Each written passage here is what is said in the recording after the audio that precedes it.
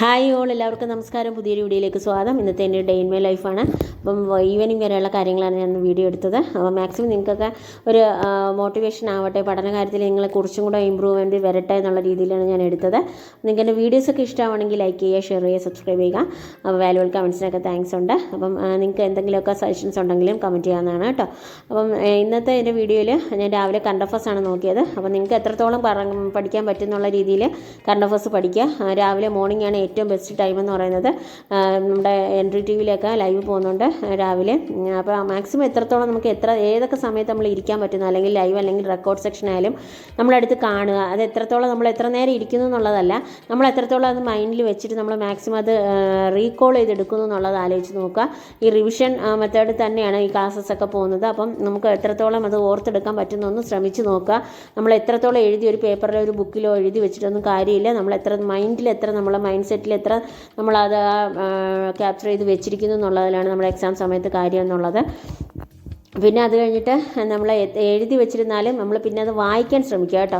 എന്തായാലും ഇത് റിവിഷൻ കൊണ്ടുവരിക. എഴുതി വെക്കുന്നവർ എന്തായാലും റിവിഷൻ കൊണ്ടുവരിക. റിവിഷൻ കൊണ്ടുവരുന്നതിനേക്കാളും ബെറ്റർ ഞാൻ ഈ പറയുന്ന പോലെ നിങ്ങൾ ക്വസ്റ്റ്യൻ ബൈ ആൻസർ ആയിട്ട് എഴുതി പോവുക എഴുതുന്നെങ്കിൽ. എന്നിട്ട് അത് മറച്ച് വെച്ചിട്ട് നമുക്ക് പറയാൻ പറ്റുന്നുള്ള രീതിയിൽ എഴുതുന്ന ആൻസർ എഴുതി വെക്കുക കേട്ടോ. അപ്പം ഒരു സൈഡിൽ ക്വസ്റ്റ്യൻ മൊത്തം ഒരു സൈഡിൽ ആൻസർ ആയിട്ടും അങ്ങനെ എഴുതി പോയാൽ നമുക്ക് അത് എത്രത്തോളം പറയാൻ പറ്റുമെന്ന് നമുക്ക് ചെക്ക് ചെയ്യാനൊക്കും. അതിൽ കിട്ടാത്ത കാര്യങ്ങൾ മാർക്ക് ചെയ്ത് പോവുകയും ചെയ്യാം കേട്ടോ. അങ്ങനെ നമ്മൾ കറണ്ട് അഫയേഴ്സ് കുറച്ചൊന്ന് ഇമ്പ്രൂവ് ചെയ്യാൻ നോക്കും. എല്ലാ ദിവസവും രാവിലെ നോക്കുക. അപ്പോൾ രാവിലെ എൻ്റെ ബ്രേക്ക്ഫാസ്റ്റ് ഒക്കെ കഴിഞ്ഞിട്ട് ഞാൻ വീണ്ടും പഠിക്കാനിരുന്നു. അപ്പോൾ ഇത് നമ്മുടെ കറണ്ട് അഫയേഴ്സ് ക്ലാസ് ഒരു 9 മണി വരെ ഉണ്ട് കേട്ടോ. 8 മണി തൊട്ട് 9 മണി 9:30 വരെ ഉണ്ട്. ഇന്നൊരു 9:45 വരെ സമയം ഉണ്ടിപ്പിച്ചുണ്ടായിരുന്നു. അപ്പോൾ എല്ലാ ദിവസവും ഉണ്ട്. മാക്സിമം നിങ്ങൾ കറണ്ട് അഫയേഴ്സ് കാണാൻ പറ്റുന്ന ഏതൊക്കെ സോഴ്സ് കിട്ടുമോ അതിൻ്റെ എല്ലാം നമ്മൾ ഉപയോഗിക്കുക.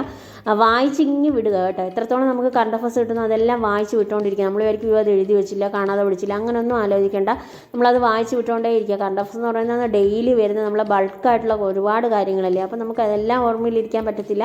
അതിനാണ് റിവിഷൻ എന്ന് പറയുന്നത്. നമ്മളത് വായിച്ച് പോയിക്കൊണ്ടേ ഇരിക്കുക. എല്ലാ ദിവസവും നമ്മൾ ഒരു മൈൻഡ് സെറ്റിൽ നമ്മളെപ്പോഴും ഒന്ന് റീഡ് ചെയ്ത് വെക്കുന്ന ഒരു കാര്യങ്ങളുണ്ട്. നമ്മൾ അതങ്ങ് ഓർമ്മയിൽ നിൽക്കും. നമ്മൾക്ക് ന്യൂസ് പേപ്പർ ആണെങ്കിൽ അങ്ങനെ കുറേ പടമൊക്കെ കണ്ടില്ലേ നമ്മൾ വായിക്കുന്നത്. അങ്ങനെ ആകുമ്പോൾ കുറേ കാര്യങ്ങൾ അങ്ങനെ നിൽക്കും. മാക്സിമം നിങ്ങൾക്ക് എത്രയൊക്കെ സോഴ്സ് നമ്മൾ ഇത് ടെലിഗ്രാമിൽ നിന്ന് നമുക്ക് കുറേ കറണ്ട് അഫയേഴ്സ് എടുക്കാം. അങ്ങനെ ഏതൊക്കെ സോഴ്സ് കിട്ടുമോ അതെല്ലാം നിങ്ങൾ ഉപയോഗിക്കുക. അത് കഴിഞ്ഞിട്ട് ഞാൻ ഒരു NCERT ക്ലാസ്സാണ് കേട്ടോ കണ്ടത്. അപ്പം അത് എത്രത്തോളം എഴുതിയെടുക്കാൻ പറ്റുന്നൊന്നുമില്ല. ഞാൻ എൻ്റെ ടെക്സ്റ്റ് ഉണ്ടായതുകൊണ്ട് ഞാൻ അതെടുത്ത് വെച്ച് പഠിച്ചു എന്നുള്ളതേ ഉള്ളൂ. അത് ഞാൻ റിവിഷനാണ് കൊണ്ടുവന്നത്. നിങ്ങൾ എത്രത്തോളം പഠിച്ചു എന്നുള്ളതല്ല, എത്രത്തോളം റിവിഷൻ ചെയ്യുന്നില്ലാണ് കാര്യമുള്ളത്. മാക്സിമം നിങ്ങൾ എത്ര എഴുതി കഴിഞ്ഞിട്ട് അത് എത്രത്തോളം ഓർത്തെടുക്കാൻ പറ്റുന്നു, അല്ലെങ്കിൽ ഇത് കിട്ടുന്നുണ്ടോ എന്നൊക്കെ ഒന്ന് ചെക്ക് ചെയ്ത് നോക്കുക. റിവിഷൻ മസ്റ്റാണ്. നമ്മൾ ഏറ്റവും കൂടുതൽ നെഗറ്റീവ്സ് വരാനുള്ള ഒരു പ്രധാനമായിട്ടുള്ള റീസൺ എന്ന് പറയുന്നത് നമ്മുടെ ഈ റിവിഷൻ ഇല്ലാത്തതിൻ്റെ ഒരു പ്രോബ്ലമാണ് കേട്ടോ. ഒന്ന് ചിന്തിച്ചാൽ നമുക്ക് മനസ്സിലാവും. നമ്മൾ എത്രത്തോളം അറിയാവുന്ന കാര്യങ്ങളായിരിക്കും നമ്മൾ കൂടുതൽ നെഗറ്റീവ്സ് കൊണ്ടുവരുന്ന എക്സാമിന്. കാര്യം നമ്മൾ തറവായിട്ട് അത് പഠിച്ചില്ല, അല്ലെങ്കിൽ നമുക്ക് ആ കാര്യം അറിയാം. ഒരു 2 തവണ വായിച്ചിട്ടുള്ള കാര്യമായിരിക്കും. 3ാമത്തെ തവണ നമ്മൾ വിട്ടുപോയതുകൊണ്ട് റിവിഷൻ ചെയ്യാൻ സമയം കിട്ടാഞ്ഞുകൊണ്ട് നമ്മളത് വിട്ടുപോയ കാര്യങ്ങളായിരിക്കും നമ്മൾ കൊണ്ട് നെഗറ്റീവ് അടിക്കുന്നത്. ഒരു കാലം കറക്റ്റായിട്ട് അത് എഴുതിയിട്ടുണ്ടെങ്കിൽ അത് റിവിഷൻ്റെ ഒരു ഗുണം കൊണ്ട് തന്നെ ആയിരിക്കും കേട്ടോ. നിങ്ങൾ മാക്സിമം എത്രത്തോളം നിങ്ങൾക്ക് പഠിക്കാൻ പറ്റുന്ന രീതിയിൽ പഠിക്കുക. അതിൻ്റെ കൂടെ റിവിഷൻ ദിവസം ഡെയിലി പറ്റുന്നെങ്കിൽ അങ്ങനെ 1 മണിക്കൂർ കഴിഞ്ഞാണെങ്കിൽ അങ്ങനെ മാക്സിമം എത്രത്തോളം റിവിഷൻ കൊണ്ടുവരുമോ അത്രത്തോളം കൊടുക്കുക. ഇനിയിപ്പോൾ ഒട്ടും ടൈമില്ല നമ്മുടെ കയ്യിൽ. ഇനിയിപ്പോൾ 3-4 മാസം അല്ലെങ്കിൽ കുറച്ച് ഡേയ്സേ ഉള്ളൂ നമ്മുടെ കയ്യിലുള്ളത്. മാക്സിമം കൊടുക്കാൻ പറ്റുന്ന എല്ലാം കൊടുക്കുക. നമ്മൾ പഠിക്കുന്ന കാര്യത്തിൽ കൂടുതൽ മുൻതൂക്കം കൊടുക്കുക. ഇനി ഒരു 5-6 മാസത്തേക്ക് നമ്മൾ വേറെ ഉള്ള കാര്യങ്ങളൊക്കെ അൺനെസസറീസ് ആയിട്ടുള്ള കാര്യങ്ങളെല്ലാം നമ്മൾ വിട്ടേക്കുക. പഠനത്തിലേക്ക് മാത്രം പോവുക. നമ്മൾ ഒരു പുറത്ത് പോയിട്ട് വന്നാലും ജസ്റ്റ് ആ ടൈമിനുള്ളിൽ തിരിച്ച് വന്ന് നമ്മൾ വീണ്ടും പഠിക്കാനിരിക്കാം. നമ്മുടെ മനസ്സിലെപ്പോഴും എവിടെ പോയാലും നമുക്കൊരു ചിന്ത ഉണ്ടായിക്കൊണ്ടിരിക്കുക. നമ്മൾ പഠിച്ചു തീർന്നില്ലല്ലോ എന്നുള്ളൊരു നമ്മുടെ മൈൻഡിൽ എപ്പോഴും അതൊരു സ്പാർക്കായിട്ട് ഇങ്ങനെ വന്നുകൊണ്ടിരിക്കുക. അപ്പോൾ നമുക്ക് മാക്സിമം ചെയ്യാനൊക്കും. അത് കഴിഞ്ഞാൽ മാത്സ് ക്ലാസ്സാണ് കേട്ടോ കണ്ടത്. അപ്പോൾ എത്രത്തോളം നമ്മൾ മാത്സ് ചെയ്യാൻ പറ്റുന്നത് നമുക്ക് അത്രത്തോളം നമ്മൾ ചെയ്യുക. അപ്പം ജെറിൻ സാറിൻ്റെ ക്ലാസ്സൊക്കെ നമുക്ക് പറയേണ്ടതില്ല. നമുക്കൊരു ഇൻട്രൊഡക്ഷൻ്റെ ഒക്കെ ആവശ്യമില്ല. സാറിൻ്റെ ക്ലാസ്സൊക്കെ മാക്സിമം കാണാൻ പറ്റുന്നവരെല്ലാം കണ്ടിട്ട് എഴുതിയെടുക്കുക. മാത്സ് എന്തായാലും എഴുതിയെടുക്കുക കേട്ടോ. മാത്സ് എഴുതിയെടുക്കുക. ഇംഗ്ലീഷും ഇതുപോലെ റിവിഷൻ കൊണ്ടുവരും കേട്ടോ. ഇംഗ്ലീഷും കറണ്ട് അഫയേഴ്സും മോസ്റ്റ് ഓഫ് ഓൾ നമുക്ക് റിവിഷൻ ആണ് ഏറ്റവും ബെറ്റർ ആയിട്ടുള്ളത്. പിന്നെ അത് PYQയിൽ തന്നെ കൂടുതൽ നോക്കുകയാണെങ്കിൽ ഇംഗ്ലീഷ് PYQയിൽ കൂടുതൽ നോക്കുക. പിന്നെ അതിൻ്റെ കൂടെ മാത്സ് നമ്മൾ അതുപോലെ ചെയ്യുക കേട്ടോ.